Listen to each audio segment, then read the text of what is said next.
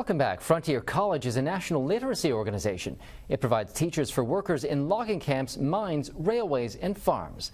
They work alongside the laborers during the day, then teach them English at night. Veronica Cooper has more.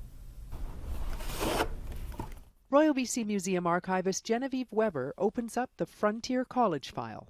I became personally interested in the records because my husband was a part of the program when he was in his 20s. So after he graduated from UVic, he went and he worked on a broccoli farm in Ontario, and he was working with Mexican migrant workers, and he labored in the daytime with them. He drove the tractor and helped harvest the broccoli, and then in the evenings he lived with the men and he taught them English and he helped them do their shopping and their banking. And that sums up Frontier College, Canada's original literacy program, founded in 1899, offering education to workers in mining and logging camps, on the railways, and on farms.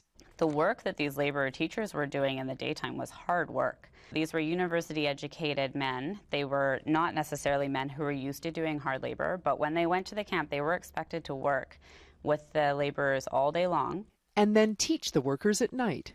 The laborer teachers submitted a report when they left, usually after 4 or 5 months. A number of these reports from the 1950s are stored at the BC Archives and available to the public.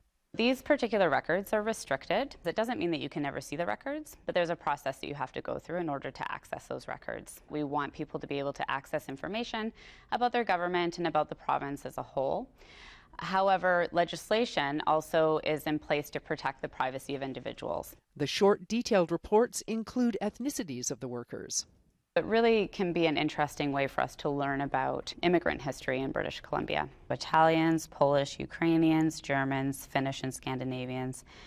So people coming from all over the world. We have a handful of these reports, but when people come in, if they're interested in them, we can direct them to Library and Archives Canada, which has a huge collection of records. Frontier College continues to this day.